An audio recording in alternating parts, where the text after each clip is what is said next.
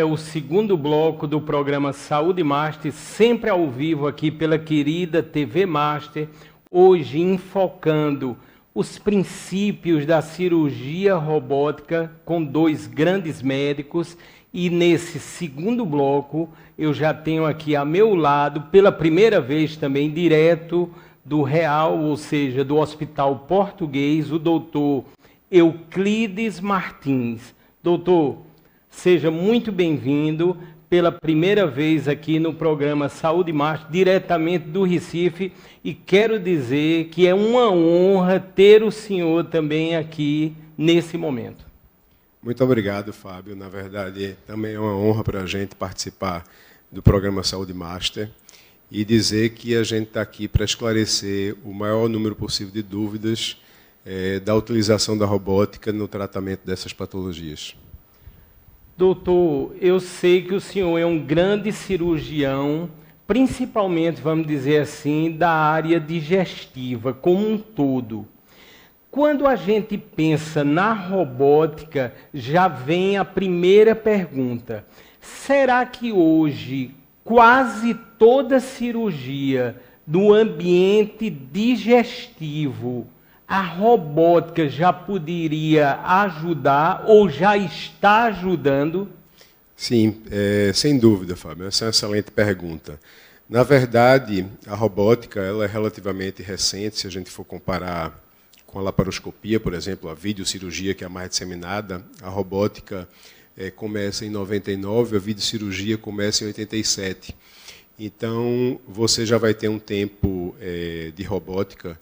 E, de uma forma geral, praticamente todas as patologias do trato digestivo, elas podem ser tratadas utilizando essa tecnologia. O que você vai ter é uma experiência maior ou menor dos centros no tratamento de diversas doenças, digamos assim, mas já é utilizada de forma rotineira. Doutor Euclides Martins, é lógico que o currículo do senhor é maravilhoso também, né? Eu tive que sintetizar, porque o nosso tempo aqui são muitas perguntas, obviamente, que nós vamos conversar aqui com todo o grande público do Saúde Master, mas eu quero citar alguns pequenos tópicos. Lógico, o senhor é cirurgião do Real Hospital Português, do aparelho digestivo, principalmente também, vamos dizer assim, nas causas oncológicas, não é isso, doutor? Ou seja, tem atuado muito nesse âmbito aí dos vários tipos de câncer, não é isso? Isso, perfeitamente. Dentro do trato gastrointestinal, da cirurgia do aparelho digestivo, a gente trata diversos tumores. E aí, dentro dessa especialidade, existem, digamos assim, subespecialidades, onde você faz um aprofundamento, como, por exemplo, no tratamento do câncer gástrico, do câncer coloretal, do câncer de pâncreas, do câncer de fígado, e assim por diante. Aí aqui diz também que o senhor é cirurgião, lógico, do Real Instituto de Cirurgia Oncológica, o chamado RICO. Isso está inserido dentro lá do Hospital Português? Como é que funciona, doutor? Isso. O Hospital Português ele engloba uma série de clínicas das diversas especialidades. Então, a gente tem no Hospital Português um Oncocenter, digamos assim, que é um conceito onde o paciente portador de câncer ele vai ter um tratamento integral, ele vai ter uma avaliação com o oncologista clínico, ele vai ter uma avaliação e um tratamento com o cirurgião na área de oncologia e também do radioterapeuta, além das diversas outras especialidades afim. Então, dentro desse conceito, nós somos o braço da cirurgia de câncer dentro do hospital. Doutor Euclides Martins, uma coisa muito importante, né? Eu acho que passei também uma parte da minha vida ministrando aulas, e diz aqui, o senhor é professor adjunto de cirurgia abdominal da Universidade Federal de Pernambuco, ou seja, uma universidade que sabemos altamente conceituada, não é isso, doutor? Isso. Eu fiz o concurso em 2011 e ingressei como professor. Inicialmente, claro, eu fiz a formação acadêmica, fui residente em cirurgia geral depois do aparelho digestivo na própria universidade, fiz um tempo de fellow fora do país, mais especificamente na Johns Hopkins, em Baltimore, especificamente na cirurgia do pâncreas. Posteriormente fiz mestrado, doutorado e pós-doutorado na universidade, e aí prestei concurso e estou lá desde então. E aqui também está dizendo, obviamente, que o doutor é membro titular do Colégio Brasileiro de Cirurgia Digestiva. É lógico que isso é um título muito importante e necessário, não é isso, doutor? Sim, isso é um aspecto fundamental, Fábio, que, obviamente, quando você vai procurar um médico para fazer qualquer tratamento, você precisa olhar as credenciais do ponto de vista de formação. E você saber que o seu médico tem uma residência médica, ou seja, que ele se especializou, e que ele é credenciado pela sociedade brasileira ou sociedade internacional, esse é um ponto muito importante nessa avaliação. E aqui, doutor, por fim, o senhor é coordenador da residência em cirurgia geral do Hospital da Restauração no Recife. A gente sempre diz, eu morei 4 anos no Recife, que quem já passou, e o senhor também está lá, no caso do Hospital da Restauração, está pronto para tudo. E aí, doutor? Não, com certeza. É um hospital, digamos assim, que recebe muitos pacientes de alta complexidade, fortemente vítimas de trauma, que é uma patologia extremamente prevalente no nosso meio, infelizmente, pelos motivos que a gente já sabe, mas também de doenças crônico-degenerativas em estágio avançado.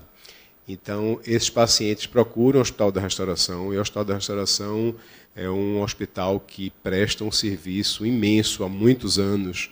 Hoje, o diretor lá é Dr. Miguel Arcanjo, já vai com 9, quase 10 anos, um excelente diretor, e todo o grupo que eu trabalho lá na cirurgia geral, com muito orgulho, já há alguns anos. Doutor Euclides Martins, já vimos, obviamente, no primeiro bloco, que o ganho com a utilização do sistema robótico nas cirurgias é incrível realmente.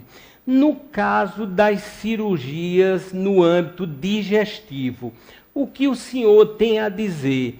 Qual é o tempo de recuperação?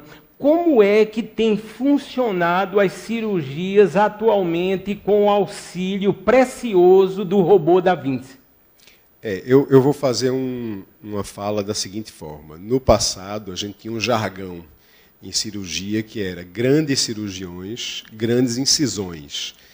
E qual é o problema disso, na verdade? A gente sabe que, eventualmente, precisa realmente fazer a cirurgia clássica, ou seja, a cirurgia laparotômica, que não dá tempo de você utilizar uma tecnologia. Mas, utilizando tecnologias para cirurgia minimamente invasiva, ou seja, que faz pequenos cortes e usa instrumental, no caso a laparoscopia, e mais recentemente a robótica, a recuperação do paciente é muito, muito maior.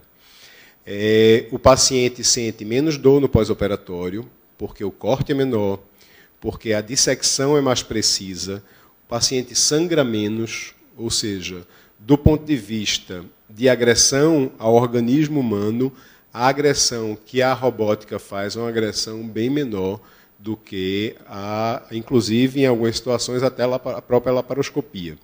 Então, o paciente se recupera mais rapidamente, o paciente pode retornar para o trabalho mais precocemente, o paciente sente menos dor no pós-operatório. Então, as vantagens são realmente inúmeras. Isso aí já é bem estabelecido, inclusive com literatura científica. Doutor Euclides Martins, é lógico, né? Estamos numa pandemia. Como é que o senhor tem visto os casos atualmente? Eu me refiro, por exemplo, aos tumores intestinais. A incidência tem sido maior, o agravamento. Qual é a ótica do senhor, a leitura do senhor neste momento? Eu acho que eu poderia dividir essa resposta em 2 pontos, né? Eu vi que Clóvis, no bloco anterior, falou em relação à mesma pergunta em relação ao tumor de próstata. No trato gastrointestinal é um pouquinho diferente. Eventualmente, meses pode fazer diferença. Por exemplo, no caso do câncer de cólon, de intestino grosso. Um tumor pode crescer, já existe, mas ele pode crescer e obstruir o intestino durante esse período. Então, o fato de o paciente ter ficado em casa com alguns sintomas, não ter procurado atendimento, ele pode realmente, e a gente tem notado, a chegada de casos mais avançados da doença. A mesma coisa em relação ao câncer de estômago ou câncer de pâncreas, que é um câncer mais agressivo. Então, esse período de pandemia realmente fez com que o menor número de pessoas tivessem sido diagnosticadas. Para você ter uma ideia, Fábio, os serviços de endoscopia digestiva e que faz a colonoscopia também, eles pararam ou diminuíram muito, principalmente nos primeiros meses, primeiros 3, 4 meses de pandemia. Então, imagine quantos pacientes deixaram de fazer o exame e deixaram de ter um diagnóstico de um câncer. Então, existem esses pacientes represados que começam a chegar. E, obviamente, eu acredito que em 2021 a gente vai ter um número bem maior também. Bem maior, né, doutor? Doutor Euclides Martins, aqui estão chegando várias, vamos dizer, perguntas, colocações em relação à ligação de uma possível cirurgia utilizando o sistema robótico em relação às chamadas hérnias abdominais. Como é que o senhor tem visto? Qual é a incidência? Como seria uma cirurgia desse tipo com o auxílio do robô? Não, tem sim espaço e tem sua indicação. Claro, existem hérnias muito pequenas que não precisam nem de tecnologia para se tratar. Hérnia seria o quê? Uma falha, né, para as pessoas entenderem, digamos assim, o público leigo, é uma falha na musculatura e ali permite a passagem de um conteúdo. O mais comum no homem é a hérnia inguinal, na região da virilha, digamos assim. Então, historicamente, se operava esse paciente cortando e, posteriormente, por laparoscopia por furos. A robótica vem como um instrumento a mais, principalmente para aquelas hérnias de difícil tratamento. Existem hérnias que, digamos assim, complexas, porque elas já recidivaram várias vezes, foram operadas e voltaram e voltaram. E existem também hérnias, às vezes, que acometem as duas regiões da virilha, ou seja, hérnias bilaterais. E aí a robótica, nesses casos, entra como uma indicação muito boa, porque o robô permite você acessar facilmente essas áreas mais difíceis e principalmente na reoperação, que é sempre mais complicado. O robô praticamente não vai ter tremor, e você vai ter movimentos precisos e consegue fazer uma sutura muito mais tranquila com a utilização do robô. Doutor Euclides Martins, eu estive pensando aqui, doutor, o senhor certamente deve se deparar com cirurgias complexas e bastante demoradas. Aí vamos agora na ótica do robô, me refiro ao console. O senhor ali, a título, vamos dizer assim, de um tempo cirúrgico, é lógico que há uma acomodação muito maior. Ou seja, eu acho que o senhor ali está num ambiente muito mais adequado e confortável. E isso tudo, com certeza, ajuda, no meu entender, no processo cirúrgico como um todo. E aí, doutor? Sem dúvida, Fábio. Veja, esse é o aspecto ergonômico que a gente chama. Se você imaginar, por exemplo, tem uma cirurgia, eu vou dar como exemplo, uma gastrectomia, que você precisa retirar, um paciente com câncer de estômago, que você precisa retirar o estômago do paciente todo. E, além disso, você precisa retirar uns tecidos chamados linfonodos, que é o tecido linfático, por onde o tumor pode disseminar. É uma cirurgia que, para você retirar esse estômago e reconstruir, pode levar em torno de 10 horas. Então, imagine que o cirurgião, em pé, operando durante todo esse tempo, ele vai ter uma fadiga, um cansaço natural. E, obviamente, a qualidade do movimento dele, ao longo desse tempo, vai sendo reduzida. Então, o robô, nesse aspecto, é perfeito, porque você vai estar sentado, vai estar com uma visão tridimensional em profundidade, movimentos precisos, não vai ter o cansaço, o reflexo do cansaço, não vai ter o tremor. Então, realmente é uma tecnologia que vem para ajudar muito, inclusive do envelhecimento do cirurgião, Porque a gente está falando de uma forma geral, mas a gente tem que entender que tem cirurgiões em várias idades. Tem um cirurgião de 30 anos, que tem uma condição física, tem um cirurgião de 50 anos, um cirurgião de 60, de 70. Então, o robô vem realmente, digamos assim, para tornar a vida do cirurgião mais longeva. Doutor Euclides Martins, se pensarmos, vamos dizer assim, no sistema digestivo como um todo, qual a opinião do senhor em que cirurgia, se é que existe, mais iria se adequar o uso da robótica no contexto? O senhor poderia dizer, eu aconselharia essa cirurgia em maior escala, por exemplo? Não, se você pegar do ponto de vista de benefício prático, a gente diria que praticamente todas as áreas do trato digestivo. Mas se você pensar em casos particularizados, o robô é muito, muito, muito interessante nas cirurgias de câncer, por exemplo, de reto. Por que isso? Porque o reto fica na pelve. E muitas vezes a pelve é uma região com espaço muito limitado. Então, mesmo na laparoscopia, a gente não consegue fazer determinados movimentos ou acessar determinadas áreas. E realmente o robô permite isso com muita facilidade. Então, um exemplo bem prático, onde o robô é um grande arsenal, digamos assim, no tratamento do câncer de reto. Mas eu poderia realmente falar, por exemplo, no tratamento dos tumores de junção esôfago-gástrica, que é exatamente a região entre o esôfago e o estômago. Também nessa região, por ser uma região que tem várias estruturas anatômicas, o robô também teria uma utilização muito, muito, muito interessante. Doutor, outro detalhe também a título, vamos dizer, do centro cirúrgico com o robô, é lógico que deve haver toda uma interação, lógico, com os equipamentos. E aí a gente passa a lembrar, é inevitável, da inteligência artificial. Como é que o senhor tem visto essa evolução para que possamos ter adiante e a cada momento, vamos dizer assim, robôs ainda mais inteligentes nas suas ações?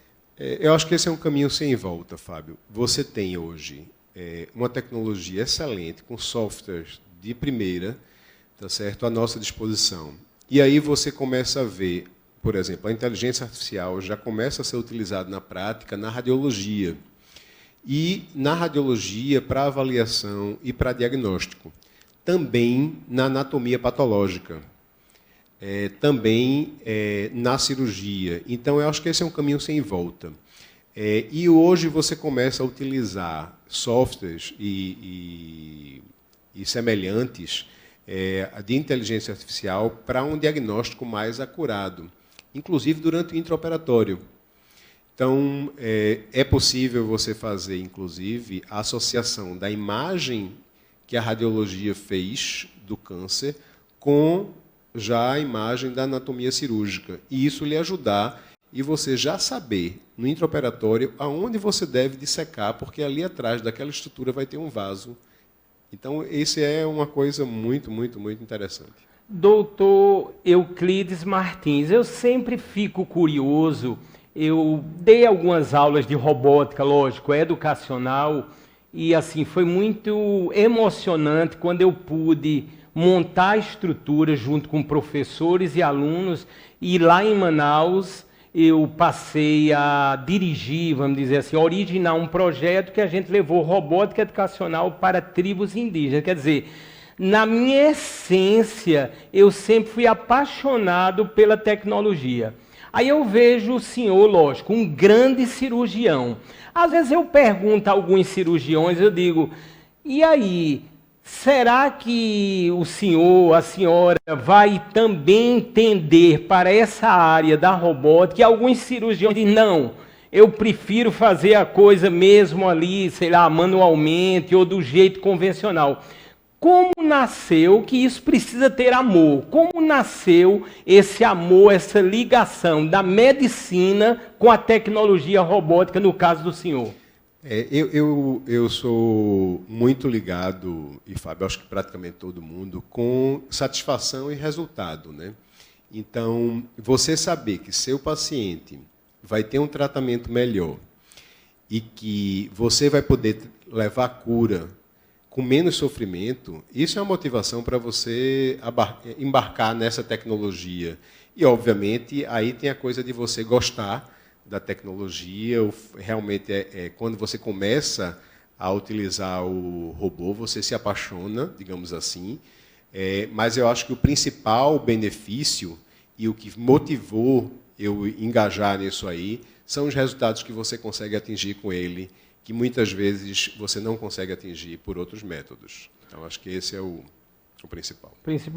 Doutor Euclides, tem várias pessoas aqui interagindo. Nós temos um público assim grandioso também na área de saúde. São profissionais de diversas especialidades, enfermeiros, enfermeiras, e estão perguntando como estão os cursos, vamos dizer assim, a título de quem quer trabalhar nesse ambiente, ou seja, no ambiente que tenha um robô atuando, seja, sei lá, para as enfermeiras, para os diversos setores. Como se dão esses cursos para os que estão interessados? Tem que estar, assim, o curso não dá para você se inscrever, digamos assim, de forma free. Tem que ser ligado à instalação, digamos assim, de um robô. Porque quando você adquire a tecnologia, no caso a gente está falando do Da-Vinci-Xi, especificamente foi colocado no português, associado a isso você vai precisar ter uma infraestrutura para receber ele e treinar as pessoas envolvidas nesse processo. Então aí você vai ter que treinar os enfermeiros e médicos para poder atuar com o equipamento. Inicialmente, é um treinamento simulado, com simuladores. Posteriormente, faz um in-service, que a gente chama, ou seja, vai aprender a realmente mexer no console, no próprio robô, no carro do paciente e no hacker de imagem. E, posteriormente, vai ter uma etapa de certificação. No nosso caso, a certificação foi no Rio de Janeiro. Mas, se Deus quiser, futuramente estaremos certificando também no português. Em português também, né, doutor? Vocês estão no programa Saúde Master, sempre lembrando, é ao vivo, pelos canais 20 e 520 da NET, associada a Claro. Várias pessoas no mundo inteiro agora no endereço tvmaster.tv e o YouTube, justamente em TV Master Play, também está transmitindo agora o programa de número 70, Saúde Master. Doutor Euclides, nesses momentos de muita aflição, muita preocupação para todos nós, eu digo até para a humanidade, a gente escuta quase todo mundo dizendo: eu estou com refluxo, complicou o meu refluxo, parece que todo mundo agora tem refluxo. E aí, doutor? Na verdade, Fábio, todo mundo tem refluxo, sim. É verdade, doutor? É isso. Agora, veja, o refluxo, que é esse retorno do conteúdo do estômago para o esôfago, ele é fisiológico na maioria das pessoas. Ou seja, a gente tem, durante o dia, pequenos episódios de passagem de conteúdo do estômago para o esôfago, mas que não acarreta sintomas importantes. Isso é o que a gente chama de refluxo fisiológico. Quando começa a dar aquele queimor, que a gente chama de pirose, azia, aí sim você tem sintomatologia e pode caracterizar uma doença realmente do refluxo gastroesofágico. Mas o refluxo ele vem muito associado com hábito alimentar e muito associado com ganho de peso. Então, como sobrepeso e obesidade é bem prevalente em nossa sociedade e hábito alimentar associado principalmente a sedentarismo, então comer muitos alimentos em grande volume, refeições volumosas, com muito carboidrato, muita gordura, muito café, tudo isso facilita refluxo. Bebida alcoólica também. Então, por isso que a gente escuta com tanta frequência essa queixa. Aí, doutor, só em casos de refluxos mais complexos é que a robótica poderia entrar? Como é que se dá assim esse limiar? Porque a gente pensa muito assim, vamos partir do conceito que o senhor está diante de um paciente que pode, ou seja, pode pagar pelo aquele procedimento. Em que momento o senhor diria para o paciente, é melhor e é ideal fazer usando o sistema robótico? Se a gente colocar, digamos assim, de uma forma geral, a doença do refluxo ela é de tratamento clínico. Só para a gente se situar, Fábio. Então, a doença do refluxo gastroesofágico é de tratamento clínico. Alguns casos de doença de difícil tratamento, ou porque tem uma hérnia de hiato, que é uma outra coisa bem frequente, uma grande hérnia de hiato associado, porque tem o esôfago, ele tem um esfíncter, que seria uma musculatura em cima, na parte inicial, e uma musculatura forte entre o esôfago e o estômago. Quando esse esfíncter está muito flácido também, que facilita esse refluxo, nessas situações a cirurgia pode se beneficiar. E aí eu diria o seguinte, as técnicas clássicas são laparoscópicas, mas a robótica vem como um grande arsenal e acho que veio para ficar.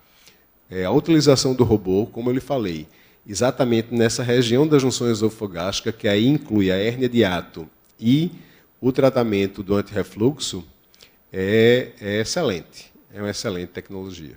Torna a cirurgia mais simples, menos agressiva. Doutor Euclides Martins, eu acho que estamos numa época que nunca se vendeu tanto medicamento. É uma coisa incrível. Eu tenho dito aqui nos programas Saúde Mástica, quando a gente vê uma nova construção, a gente não pensa mais nem num apartamento, a gente já pensa numa farmácia. As pessoas estão, vamos dizer assim, vou usar essa expressão, engolindo de tudo e por aí vai. Entrando nessa linha tão polêmica dos medicamentos, porque tudo isso vai atingir também, vamos dizer, o trato intestinal. Como é que o senhor está vendo a questão dos medicamentos, que alguns dizem pode ajudar numa possível prevenção da Covid e por aí vai? Porque eu confesso, até no meu caso, eu vou citar, por exemplo, a ivermectina, era de 30 em 30 dias, aí muita gente agora de 15 em 15. Doutor, e aí? E o nosso intestino, doutor? Essa questão da uso excessivo ou medicalização de uma forma geral é muito perigoso, Fábio. Infelizmente, a gente tem um acesso às farmácias muito fácil e muitas vezes a prescrição de um amigo para outro. Ou seja, você não procura um profissional realmente de saúde e você pega indicação numa conversa e vai e compra a medicação. Isso é extremamente perigoso porque a medicação ela é adequada para o caso específico e deve ser numa concentração indicada por um médico. Então, esse cuidado de só tomar a medicação prescrita por um profissional adequado é uma orientação fundamental. O segundo aspecto, especificamente em relação a medicações para a Covid, eu posso dizer bem tranquilamente, que, apesar de ser uma doença nova, hoje os protocolos que estão em andamento são protocolos que tratam, basicamente, com medicação aqueles pacientes que se internam com doença grave. É claro que você tem algumas medicações, como é o caso da ivermectina, um antiparasitário bem conhecido, que tem uma ação antiviral in vitro e alguns estudos, mas, bem objetivamente, o principal cuidado que se deve ter, ou tratamento, em relação à Covid, é não adquirir.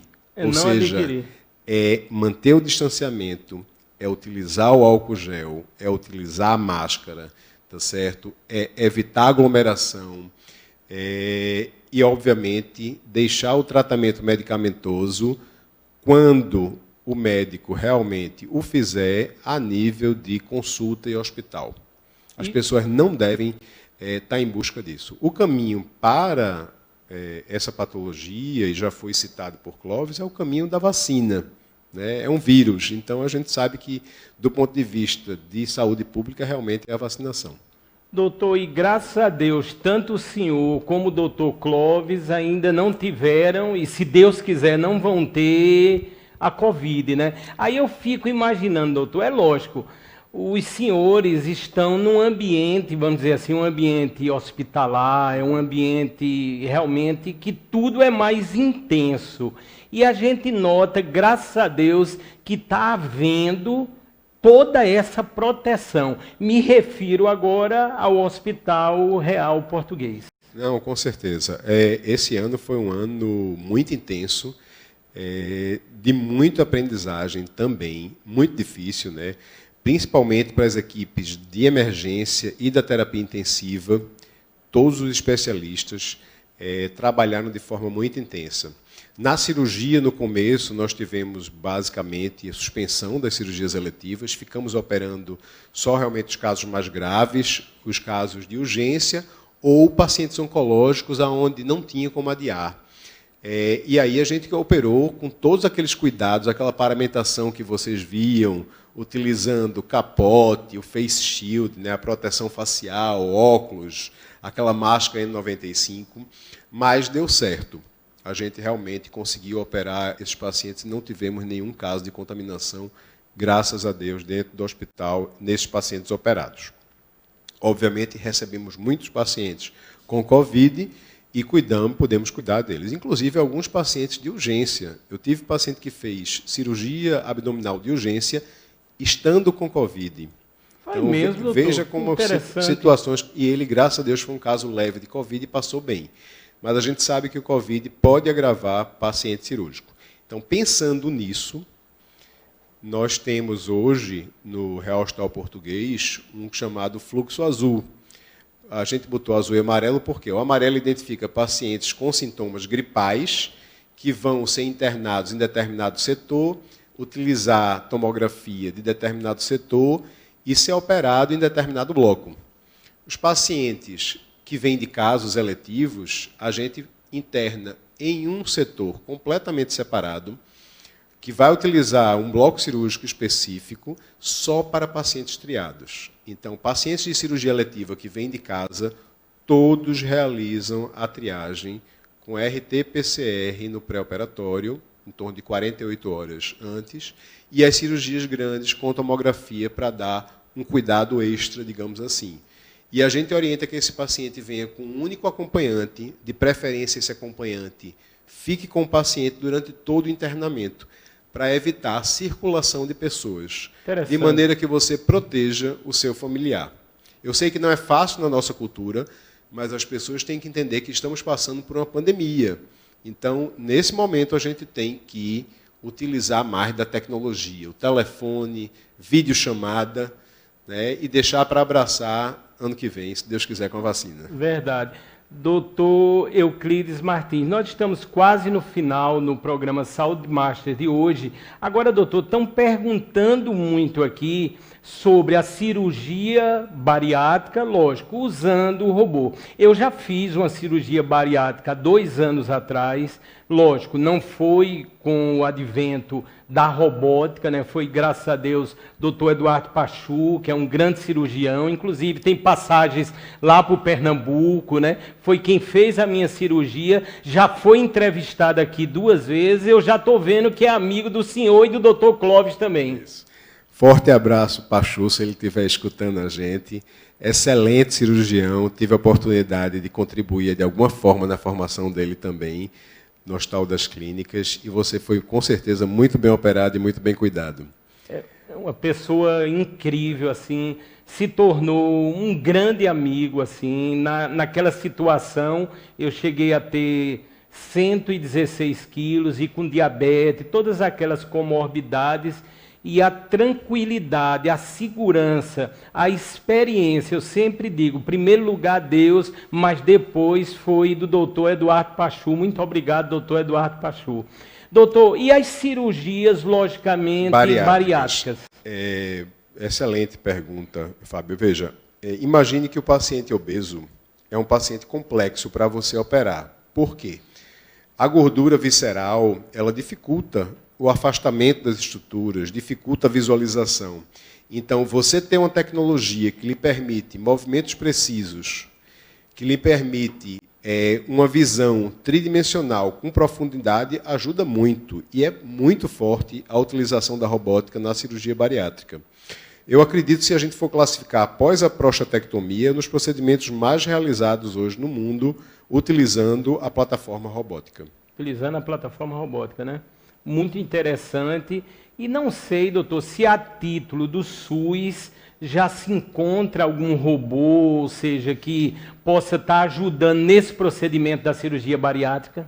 Na nossa região, não, mas a gente tem 4 robôs a nível de hospitais do SUS, a nível nacional. Tem um no Rio, em São Paulo e mais outros 2. Mas, de uma forma geral, ainda não aberto para toda a população. Né? Eles utilizam muito em paciente oncológico, em paciente de próstata, de câncer do trato digestivo também.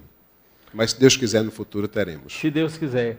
Doutor Euclides Martins, eu realmente assim fiquei muito contente em ter a presença do senhor e também no primeiro bloco do doutor Clóvis. E esse final a gente sempre reserva, né, para a palavra do senhor, a palavra de esperança, com certeza a palavra de fé.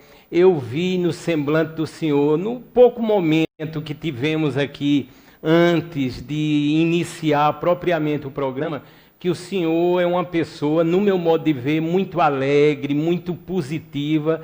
Eu acho que uma operação com o senhor é uma maravilha, viu, doutor? Qualquer problema, eu vou lá bater a porta do senhor de qualquer maneira, viu, doutor? Obrigado, Fábio, obrigado. Muito obrigado. Esse momento, digamos assim, não é um momento fácil, né? Porque foi um ano, como eu falei, um ano que a gente trabalhou um bocado, um ano difícil, mas também um ano de muita aprendizagem. E uma coisa que fez a gente conseguir seguir adiante e conseguir realizar tudo que a gente realizou, e acho que é um aspecto muito importante, é a cooperação. Né? Eu diria que o trabalho em equipe, a amizade, a família, esse cuidado com a coletividade. Por isso que eu reforço a importância, Fábio, das pessoas nesse momento, porque a gente tem um momento da pandemia bem diferente. No começo, a gente tinha o lockdown orientado pelas autoridades, a gente tinha as restrições em relação às cirurgias. Hoje, não. A gente tem a população que precisa trabalhar, que precisa estudar nas ruas, e a gente tem os pacientes que não foram cuidados, que a gente vai ter que cuidar. Então, a gente vai ter que continuar operando essas pessoas. Então, é muito importante, nesse momento, você pensar no coletivo, evitar as grandes festas, evitar as grandes aglomerações, ter o cuidado do distanciamento, manter a máscara, o álcool gel. Mas eu acredito que brevemente teremos vacina e vamos passar por essa pandemia, como passamos por diversas situações na história da humanidade, e seguir adiante. Doutor Euclides Martins, o consultório do senhor também está inserido ali no complexo do Hospital Português. Estão perguntando a mesma pergunta que fizeram ao doutor Clóvis: como é que eu encontro o doutor? Eu tenho que saber mais sobre o doutor. E aí, doutor? No Instagram, RicoRHP. Lá você vai ter todas as informações, o contato. A equipe, nós somos uma equipe de 13 cirurgiões. O Real Instituto de Cirurgia Oncológica tem os diversos especialistas na área do trato digestivo, da oncoginecologia, do câncer de pele, inclusive da parte oncocutânea. Então, a gente consegue realmente abordar praticamente todas as doenças oncológicas que precisam de um tratamento cirúrgico. Doutor Euclides Martins, muito obrigado, assim, de coração, pela presença do senhor. Espero ter outras vezes o senhor, como o doutor Clóvis, também aqui nessa bancada, porque a gente tem esse lema, realmente, de levar informações que salvam vidas. E eu tenho certeza, isso está no meu coração, que nesse programa de hoje, doutor, nós conseguimos isso com toda a plenitude. Doutor, o que é que o senhor acha? Eu não tenho certeza absoluta, Fábio, não tenho dúvida. Todas essas informações que Clóvis trouxe, que eu estou trazendo, essa oportunidade que você está dando para a gente colocar isso, eu tenho certeza que isso atingiu várias pessoas e que essas pessoas, diante das informações que nós demos, vão se beneficiar e vão poder, digamos assim, ter um acesso mais adequado a um tratamento. Não tenho dúvida. Portanto, muito obrigado de coração mais uma vez, doutor Euclides Martins, e nós estamos encerrando o programa de número 70, Saúde Master, aqui pela querida TV Master. Eu quero agradecer a audiência cada vez maior e tenho a certeza absoluta, teremos, como sempre, grandes programas com grandes profissionais, ou seja, a informação balizada, correta, precisa, atualizada e, como sempre digo, que salva vida. Portanto, só temos aqui na TV Master a agradecer a todos e convocar para um próximo programa Saúde Master. Fiquem com Deus e até a próxima oportunidade, nas quartas-feiras, sempre ao vivo, a partir das 10h30 da noite, e temos as nossas outras exibições. Lembrando, o programa Saúde Master é atemporal. O momento que você estiver visualizando, compartilhando, assistindo, você estará contribuindo para salvar vidas. Até uma próxima oportunidade, se Deus quiser.